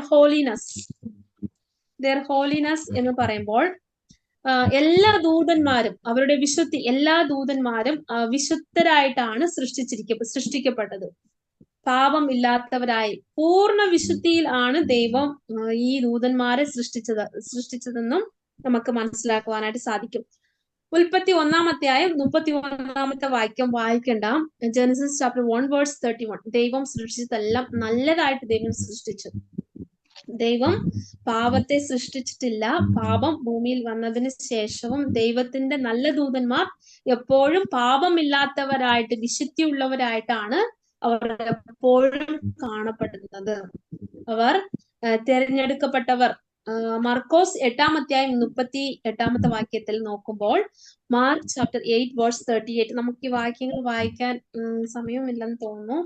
അപ്പോൾ ഈ വാക്യത്തിൽ അവർ വിശുദ്ധിയുള്ളവരാണ്, വിശുദ്ധിയുള്ള ദൂതന്മാരാണെന്ന് കാണുവാൻ കഴിയും. അതുപോലെ തന്നെ 1 തീമോഥെയോസ് 5-ാം അധ്യായം 21-ാമത്തെ വാക്യത്തിൽ ഈ ദൂതന്മാർ തിരഞ്ഞെടുക്കപ്പെട്ടവരാണ്.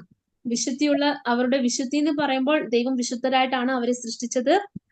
അവർ സൃഷ്ടിച്ചതുപോലെ തന്നെ വിശുദ്ധിയോടുകൂടെ തന്നെയാണ് അവരിപ്പോഴും ജീവിക്കുന്നത്. അവർ തിരഞ്ഞെടുക്കപ്പെട്ട ദൂതന്മാരാണ്. അവർ വീണുപോയ ദൂതന്മാരുടെ കൂടെ പോയ വീണുപോയ ദൂതന്മാരെന്ന് പറയുമ്പോൾ ദൈവത്തിനെതിരെ കലഹം ചെയ്ത് ദൈവത്തിന്റെ സന്നിധിയിൽ നിന്ന് പോയവര് വീണുപോയ ദൂതന്മാർ, അതിനെക്കുറിച്ച് നമ്മൾ പഠിക്കുന്നതായിരിക്കും. എന്നാൽ നല്ല ദൂതന്മാർ, ഗുഡ് ഏഞ്ചൽസ്, അവർ വന്ന് വിശുദ്ധിയോട് തന്നെ, ദൈവം സൃഷ്ടിച്ചതുപോലെ തന്നെ വിശുദ്ധിയോടുകൂടെ തന്നെ ഇപ്പോഴും ആയിരിക്കുന്നവരാണ് ഈ നല്ല ദൂതന്മാർ. അവരുടെ വിശുദ്ധി ഇപ്പോഴും ഉള്ളവരാണ് എന്ന് നമുക്ക് കാണുവാനായിട്ട് കഴിയും. ഇവർ സ്പിരിറ്റ് ബീയിങ്സിൽ നിന്ന് നമ്മൾ ഇനി ഒരു കാര്യം കൂടി ഉള്ളു പഠിക്കാൻ. ദെയർ ക്രീച്ചർ, അവരുടെ ദെയർ ക്രീച്ചർലിനെസ്, അവരുടെ സൃഷ്ടിയെ കുറിച്ച് പഠിപ്പിക്കുന്ന കാര്യം നമുക്ക് നോക്കാം. ദൂതന്മാരും ദൈവത്തിന്റെ സൃഷ്ടിയാണ്. ആദ്യമായിട്ട് അവരുടെ സ്പിരിറ്റ് ബീയിങ്സ് എന്ന് നമ്മൾ കണ്ടു. സ്പിരിറ്റ് ബീയിങ്സിൽ ആദ്യമായിട്ട് നമ്മൾ കണ്ടത് അവരുടെ നിവാസ സ്ഥലം സ്വർഗമാണ്. അവരുടെ ഇമ്മെറ്റീരിയൽനെസ് എന്താന്ന് നമ്മൾ നോക്കി. അതുപോലെ തന്നെ അവരുടെ അപ്പിയറൻസ് എങ്ങനെയായിരുന്നു എന്ന് നമ്മൾ കണ്ടു. അതുപോലെ തന്നെ അവരുടെ സൃഷ്ടിപരത എന്ന് നോക്കുമ്പോൾ ദെയർ ക്രീച്ചർലിനെസ് എന്ന് നോക്കുമ്പോൾ ദൂതന്മാർ ദൈവത്തിന്റെ സൃഷ്ടിയാണ്. മനുഷ്യരെക്കാൾ അവരുടെ ശക്തിയും ജ്ഞാനവും കൂടുതലാണെങ്കിലും അവരെ ആരാധിക്കാൻ ദൈവം കൽപ്പന കൊടുത്തിട്ടില്ല. ഒരിക്കലും ദൈവം ദൂതന്മാരെ ആരാധിക്കുവാനായിട്ട് കൽപ്പന കൊടുത്തിട്ടില്ല. നമുക്കൊരു വാക്യം വായിക്കാം. കൊലോസ്യ ലേഖനം 2-ാം 18 വാക്യം. കൊലോസ്യർ 2:18.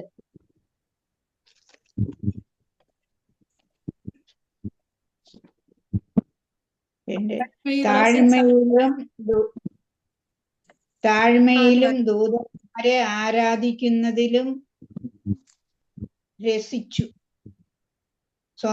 സ്വന്തം ദർശനങ്ങളിൽ പ്രവേശിക്കുകയും തന്റെ ജഡമനസ്സിനാൽ വെറുതെ ചീർക്കുകയും അവയെ മുറുകെ പിടിക്കാതിരിക്കുകയും ചെയ്യുന്നവൻ ആരും നിങ്ങളെ വിരുത് തെറ്റിക്കരുത്.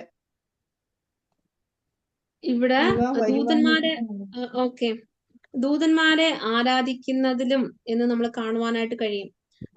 ഞാൻ ആദ്യമേ പറഞ്ഞു, കൊലോഷ്യൻസിലുള്ള ആളുകൾ ദൂതന്മാരെ ആരാധിക്കുന്ന പ്രാക്ടീസ് ഉണ്ടായിരുന്നു എന്ന് നമ്മൾ കണ്ടു അല്ലെ. അപ്പോൾ ദൂതന്മാരെ ആരാധിക്കുവാനായിട്ട് ദൈവം പെർമിഷൻ ഒരിക്കലും കൊടുത്തിട്ടില്ല. ദൈവം മനുഷ്യരെക്കാളും അല്പം ഉയർന്നവരാണേലും അവരെ സൃഷ്ടിച്ചത് ദൈവത്തിനെ സെർവ് ചെയ്യുവാനായിട്ടാണ്. പക്ഷെ ദൈവം അവരെ ആരാധിക്കുവാനായിട്ട് പറഞ്ഞിട്ടില്ല. അതുപോലെ തന്നെ വെളിപ്പാട് 19-ാം 10 വാക്യത്തിലും 22-ാം 9 അവർ ഒരിക്കലും ആരാധന സ്വീകരിച്ചിട്ടേ ഇല്ല. ഒരു പ്രാവശ്യം കൂടെ ആ വാക്യം പറയാം. Revelation chapter 19 verse 10, chapter 22 verse 9, Revelation chapter 19 verse 10, Revelation chapter 22 verse 9. അവർ ഒരിക്കലും ആരാധന സ്വീകരിച്ചതായിട്ടും ദൈവത്തിന്റെ വചനത്തിൽ കാണുവാനായിട്ട് കഴിയുകയില്ല. അവരും ന്യായവിധിക്ക് ഉൾപ്പെടുന്നവരാണ്. തീർച്ചയായിട്ടും ദൈവം അവരെ സൃഷ്ടിച്ചതും അവർ ദൈവത്തിന്റെ സൃഷ്ടിയാണ്. അവരെ ദൈവം ആരാധിക്കുവാനായിട്ട് ഒരിക്കലും പെർമിഷൻ കൊടുത്തിട്ടില്ല. അതുപോലെ തന്നെ അവർ ഒരിക്കലും ആരാധന സ്വീകരിച്ചിട്ടുമില്ല. ദൂതന്മാർ ആരാധന സ്വീകരിച്ചിട്ടില്ല. പക്ഷെ ദൂതന്മാരെക്കാളും അല്പം താഴ്ന്നവരായിട്ടുള്ള മനുഷ്യരെ കുറിച്ച് നമ്മൾ നോക്കുമ്പോൾ ഇന്ന് എത്ര മനുഷ്യ ദൈവമാരാണ് നമ്മുടെ ഇടയിലൊക്കെ ഉണ്ടതല്ലേ. പക്ഷെ അവർ ഒരിക്കലും ആരാധന സ്വീകരിച്ചിട്ടില്ല. ഈ നല്ല ദൂതന്മാർ എന്ന് പറയുമ്പോൾ അവർക്ക് ന്യായവിധിക്കുட்பട്ടവരാണ്. തീർച്ചയായിട്ടും അവർ ന്യായവിധിക്കുட்பട്ടവരാണ്. നമുക്ക് ഒരു വാക്യം കൂടെ വായിക്കാം. 1 കൊരിന്ത്യർ 6-ാം വാക്യം. 1 കൊരിന്ത്യർ 6-ാം 3 Mathai 25-41. 1 Corinthians chapter 6 verse 3. 1 Corinthians chapter 6. നാം ദൂതന്മാരെ വിധിക്കുമെന്ന് നിങ്ങൾ അറിയുന്നില്ല. ഓക്കെ, നമ്മള് ദൂതന്മാര്, അതായത് അവർ ന്യായവിധിക്ക് ഉൾപ്പെടുന്നവരാണ് ഈ ദൂതന്മാരും. മനുഷ്യര് മാത്രമല്ല, ദൂതന്മാരും ന്യായവിധിക്ക് ഉൾപ്പെടുന്നവരാണ്. അങ്ങനെയാണ് ദൈവം അവരെ സൃഷ്ടിച്ചിരിക്കുന്നത്. അവരെ വിശുദ്ധരായിട്ട് സൃഷ്ടിച്ചു. എന്നാൽ അവർ ഒരിക്കലും മനുഷ്യരുടെ ആരാധനയെ സ്വീകരിക്കുവാനായിട്ടല്ല ദൈവം ദൂതനെ സൃഷ്ടിച്ചത്. അതുപോലെ തന്നെ അവരൊരിക്കലും ആരാധന സ്വീകരിച്ചിട്ടുമില്ല. അവർ ന്യായവിധിക്ക് ഉൾപ്പെട്ടവരുമാണ്. മത്തായി 25-41 അത് തന്നെയാണ് പറഞ്ഞിരിക്കുന്നത്. അപ്പോൾ നമ്മൾ ഇന്ന് ദൂതന്മാർ സ്പിരിറ്റ് ബീയിങ്സ് എന്ന് പഠിച്ചപ്പോൾ അവർ ആത്മാമൂർത്തികളാണ്. അവരുടെ നിവാസ സ്ഥലം സ്വർഗമാണ്. അവർക്ക് ഭൗതികമായിട്ട് ശരീരമില്ല. അവരുടെ ഇമ്മെറ്റീരിയൽനെസ് നമ്മൾ നോക്കി, അവർക്ക് ഭൗതികമായിട്ടുള്ള ശരീരമില്ല. അവർ മനുഷ്യരെക്കാളും ഉയർന്നവരാണ്. അതുപോലെ തന്നെ അവർ മനുഷ്യരെക്കാളും ശക്തിയേറിയവരാണ്. അതുപോലെ തന്നെ അവര് ദൈവം, അതായത് മനുഷ്യർ അവരെ വിധിക്കുവാനായിട്ട് പോകുന്നു എന്ന് നമുക്ക് കാണുവാനായിട്ട് ഇടയായി. അത് കഴിഞ്ഞിട്ട് നമ്മൾ എന്താ പഠിച്ച അവരുടെ അപ്പിയറൻസ് അല്ലെ. അപ്പിയറൻസിൽ എങ്ങനെയൊക്കെയാണ് ദൂതന്മാർ അപ്പിയർ ചെയ്തതെന്ന് നമ്മൾ കാണുവാനായിട്ട് ഇടയായി. പല കാര്യങ്ങളും നമ്മൾ കണ്ടു. അത് കഴിഞ്ഞിട്ട് അവരുടെ ഹോളിനെസ്, അവരുടെ വിശുദ്ധി, അവർ പൂർണ്ണമായിട്ട് വിശുദ്ധിയോടുകൂടി തന്നെയാണ് ദൈവം ദൂതന്മാരെ സൃഷ്ടിച്ചത് എന്ന് നമ്മൾ കണ്ടു. അതുപോലെ തന്നെ അവരുടെ ക്രീച്ചർലിനെസ് എന്ന് നോക്കുമ്പോൾ അവരെങ്ങനെയാണ് അവരെ സൃഷ്ടിച്ചേക്കുന്നത് നോക്കുമ്പോൾ അവരുടെ സൃഷ്ടി വന്നിട്ട് മനുഷ്യരെക്കാളും ശക്തിയും ജ്ഞാനമൊക്കെ കൂടുതലാണെങ്കിലും അവരെ ആരാധിക്കുവാനായിട്ട് ദൈവം പെർമിഷൻ കൊടുത്തിട്ടില്ല. അവർ ആരാധന ഒരിക്കലും സ്വീകരിച്ചിട്ടുമില്ല. അതുപോലെ തന്നെ അവർ ന്യായവിധിക്ക് ഉൾപ്പെട്ടവരുമാണ്. ഈ കാര്യങ്ങളാണ് നമ്മൾ ഇന്ന് പഠിച്ചതല്ലേ. അപ്പോൾ ഇന്ന് നമ്മൾ കർത്താവിന്റെ സന്നിധിയിൽ വരുമ്പോൾ ദൂതന്മാരെ ദൈവം നമ്മളെ സൃഷ്ടിച്ചത് കർത്താവിന്റെ സ്വന്തം സാദൃശ്യത്തിലാണ് ദൈവം നമ്മളെ സൃഷ്ടിച്ചത്. എന്നാൽ ഈ ദൂതന്മാർ അവരെ സ്പിരിറ്റ് ബീയിങ്സ് ആണ്. കർത്താവ് അവരെ വിശുദ്ധിയോടുകൂടെ തന്നെ സൃഷ്ടിച്ചു. അവർ വിശുദ്ധിയുള്ളവരായിട്ട് തന്നെ ഇപ്പോഴും തുടർന്നുകൊണ്ട് പോകുന്നു. അതുപോലെ തന്നെ ദൈവം കൊടുത്തിട്ടുള്ള പരിമിതികൾക്കപ്പുറം ഒരിക്കലും അവർ പോയിട്ടില്ല. അവരുടെ അപ്പിയറൻസിലാണെങ്കിലും അവരുടെ എല്ലാ കാര്യങ്ങളും കർത്താവ് കൊടുത്തിട്ടുള്ള കാര്യങ്ങൾ മാത്രമേ അവർ ചെയ്തിട്ടുള്ളൂ. എന്നാൽ കർത്താവിന്റെ ജനങ്ങളായിരിക്കുന്ന നാം കർത്താവിന്റെ സ്വന്തം കർത്താവായ യേശുക്രിസ്തുവിന്റെ സ്വന്തം രക്തത്താൽ വീണ്ടെടുക്കപ്പെട്ടതായ നാം ഓരോരുത്തരും കർത്താവിന് വേണ്ടിയിട്ട് അവന്റെ ഹിതപ്രകാരം അവൻ നമ്മളെ ആക്കി വെച്ചിട്ടുള്ള ആ രീതിയിൽ കർത്താവിന് വേണ്ടി പ്രയോജനപ്പെടുവാനായിട്ട് ദൈവം നമുക്ക് കൃപ ചെയ്യുമാറാകട്ടെ. ഇത്രത്തോളം പേഷ്യന്റ് ആയിട്ട് ലിസൺ ചെയ്ത എല്ലാ ആന്റിമാർക്കും സഹോദരിമാർക്കുള്ള നന്ദി അറിയിക്കുന്നു. തുടർന്നും നമുക്ക് പ്രാർത്ഥനയോടെ തന്നെ ആയിരിക്കാം. തുടർന്നും അടിയങ്ങളെ ഓർത്തും പ്രാർത്ഥിക്കണം. പ്രാർത്ഥിച്ച എല്ലാവർക്കോടുള്ള നന്ദി അറിയിക്കുന്നു. അതുപോലെ തന്നെ എന്തെങ്കിലും സംശയം ഉണ്ടെങ്കിൽ ചോദിക്കാം. നമുക്ക് ഒരുമിച്ച് പഠിക്കാം. ആന്റി പറഞ്ഞ പോലെ എസെക്കിയേൽ പ്രവചനം 1-ാം അധ്യായം ഞാൻ ഒന്നും കൂടെ ഒന്ന് പഠിച്ചിട്ട് അടുത്ത ആഴ്ച പറയാമേ. ഇനി വേറെ എന്തെങ്കിലും സംശയങ്ങളോ എന്തെങ്കിലും ഉണ്ടെങ്കിൽ ചോദിക്കാം. ഹോംവർക്ക് വേണം. ഒരു കാര്യം കൂടെ നമ്മൾ വായിച്ച ഞാൻ അത് ഏത് വാക്യമാണെന്ന് ഓർക്കുന്നില്ല. ശ്രേഷ്ഠ ദൂതന്മാരെന്ന് അവിടെ പറഞ്ഞിട്ടുണ്ട്. ശ്രേഷ്ഠ ദൂതന്മാര് ഏത് വാക്യമാണെന്ന് ഞാൻ ഇടയ്ക്ക് വായിച്ചതിനകത്ത് കണ്ടായിരുന്നു. ശ്രേഷ്ഠ ദൂതന്മാർക്കും എന്ന്. അപ്പൊ അങ്ങനെ ഡിവിഷൻസ് ഉണ്ടോ ദൂതന്മാരുടെ? അതായത് നമ്മൾ കഴിഞ്ഞ ആഴ്ച നമ്മളത് കണ്ടായിരുന്നു. ആർക്കേഞ്ചൽ പ്രധാന ദൂതനാണ്. മേ ബി അവർ വന്നിട്ട് എല്ലാവരുടെയും ഹെഡ് ആയിരിക്കാം. അതുപോലെ തന്നെ കെറൂബ് എന്ന് പറഞ്ഞ് അവർക്ക് ഓരോ ഡിവിഷൻസ് ഉണ്ടായിരുന്നല്ലോ. റൂളിംഗ് ഏഞ്ചൽസും അങ്ങനെ കുറെ ഡിവിഷൻസ് ഒക്കെ അവർക്കുണ്ടല്ലോ. അതെ, അതൊന്ന് ഇത് ഡൗട്ട് മാറ്റാൻ വേണ്ടിയാ ചോദിച്ചു. ദൂതന്മാരിലും ഡിവിഷൻസ് ഉണ്ട്. അതായത് നമ്മുടെ ഈ ലോകത്തിലുള്ള ഡിവിഷൻസ് ആയിട്ടില്ല. ഞാൻ ഉയർന്നവൻ താഴ്ന്നവൻ അങ്ങനെയല്ല. അവർക്ക് ഡിവിഷൻസ് ഉണ്ടായിരുന്നു. ആർക്കേഞ്ചൽ, അതുപോലെ തന്നെ വിശുദ്ധിയെ സൂക്ഷിക്കുന്ന കെരൂബുകൾ ഉണ്ടായിരുന്നു. എപ്പോഴും കർത്താവിനെ സ്തുതിക്കുന്ന സെറാബുകൾ ഉണ്ടായിരുന്നു. അതുപോലെ തന്നെ പ്രധാന ദൂതൻ എന്ന് പറയുമ്പോൾ ആർക്കേഞ്ചലിനെ കുറിച്ച് നമ്മളൊക്കെ പഠിക്കുവാനായിട്ട് ഇടയാ. അങ്ങനെ ഓരോ ഡിവിഷൻസ് അവരുടെ ഇടയിലും ഉണ്ട്. കാരണം പക്ഷെ അവർക്ക് ഡിസ്ക്രിമിനേഷൻസ് ഇല്ല. നമ്മുടെ മാനസികമായിട്ട് നമ്മൾ ഓർക്കുമ്പോൾ ഹെഡും, അതായത് എന്താ പറയാ, നമ്മൾ ഓരോ ഡിസ്ക്രിമിനേഷനിലാണ് ഓരോ കാര്യങ്ങളും നമ്മുടെ മാനസികമായിട്ടും ഓരോ കാസ്റ്റിസിസം അങ്ങനെ ഹെഡും അങ്ങനെ ഒത്തിരി താഴ്ന്ന് അങ്ങനെ വരുന്ന രീതികളുണ്ട്. പക്ഷെ അങ്ങനത്തെ ഇത് ഏഞ്ചലിക് ബീങ്സിലില്ല. അവരുടെ നമ്മൾ ചിലടത്ത് കേട്ടിട്ടുണ്ട് കർത്താവിന്റെ ദാസനും ശ്രേഷ്ഠദാസനും എന്ന് കേട്ടിട്ടുണ്ട്. ആക്ച്വലി ആ പ്രയോഗം എനിക്ക് തോന്നുന്നു അത് ശരിയായിട്ടുള്ള പ്രയോഗമല്ല. കാരണം കർത്താവിന്റെ ദാസന്മാരിൽ ശ്രേഷ്ഠരും ചെറിയവരും അങ്ങനെയൊന്നുമില്ല. എല്ലാരും ദൈവത്തിന്റെ ജോലിക്കാര് തന്നെയാണ്. കർത്താവിന്റെ സന്നിധിയിൽ പോകുമ്പോൾ ഇത്രയും കാര്യങ്ങൾ ചെയ്ത നിനക്കാണ് ഫസ്റ്റ് സ്ഥാനം എന്നൊക്കെ പറഞ്ഞ് ആരും ദൈവം വയ്ക്കുവാനായിട്ട് പോകുന്നില്ല. ദൂതന്മാരിൽ അങ്ങനെ അതായത് അവരുടെ ക്ലാസിഫിക്കേഷൻ, അവരുടെ ജോലി അനുസരിച്ച് അവരെ ക്ലാസിഫിക്കേഷൻ ചെയ്തിട്ടുണ്ട്. പക്ഷെ അവരുടെ മിനിസ്ട്രിയിൽ ഇതാണ് വലുത് അതായിരുന്നു വലുതൊന്നുമില്ല. നമ്മള് ആന്റി ഇത് പറഞ്ഞപ്പോഴാണ് നമ്മുടെ പ്രവർത്തനം എന്ന് പറയുമ്പോൾ പ്രവർത്തനത്തിൽ വലിയ പ്രവർത്തനം ചെറിയ പ്രവർത്തനം ഒന്നുമില്ല. കർത്താവിന്റെ വചനത്തിൽ ഒരു ഗ്ലാസ് വെള്ളം കൊടുത്താലും അത് പ്രവർത്തനം തന്നെയാണ്. പ്രാർത്ഥിച്ചാലും പ്രസംഗിക്കുന്ന ആൾക്ക് കൊടുക്കുന്ന അതേ സ്റ്റാർ അല്ലെങ്കിൽ ഗിഫ്റ്റ് തന്നെയാണ് കർത്താവ് നമുക്ക് തരാനായിട്ട് പോകുന്നത്.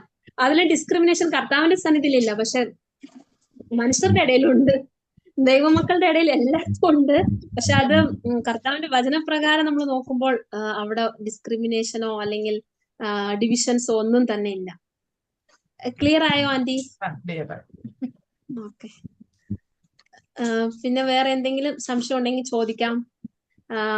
മെസ്സേജ് വേണമെങ്കിൽ അയക്കാം. നമ്മൾ അടുത്ത ആഴ്ച നമുക്ക് ഡിസ്കസ് ചെയ്യാം. ഹോംവർക്ക് ഉണ്ടോ? ഹോംവർക്ക് വേണം. ആന്റി ഹോംവർക്ക് എഴുതാൻ റെഡി ആയിട്ടിരിക്കാടാ. ഹോംവർക്ക് ഞാൻ പറയാമേ. ആക്ച്വലി ഹോംവർക്ക് ഇന്ന് വേണ്ടെന്നാണ് ഓർത്തത്, എന്നാലും പറയാം. അപ്പിയറൻസ്, ദൂതന്മാരുടെ അപ്പിയറൻസ്, ദൂതന്മാർ എങ്ങനെയാണ്, അവരുടെ ഭാവം എങ്ങനെയായിരുന്നു, എവിടെയൊക്കെ നിങ്ങൾക്ക് അറിയാവുന്ന ഏതെങ്കിലും 5 അപ്പിയറൻസ് എഴുതിയാൽ മതി. 5 എഴുതിയാൽ മതി. ഏതായാലും നമ്മൾ പറഞ്ഞ റെഫറൻസോ ഇല്ലെങ്കിൽ നിങ്ങൾക്ക് അറിയാവുന്ന ഏതെങ്കിലും റെഫറൻസ് എഴുതിയാ മതി. അപ്പിയറൻസ്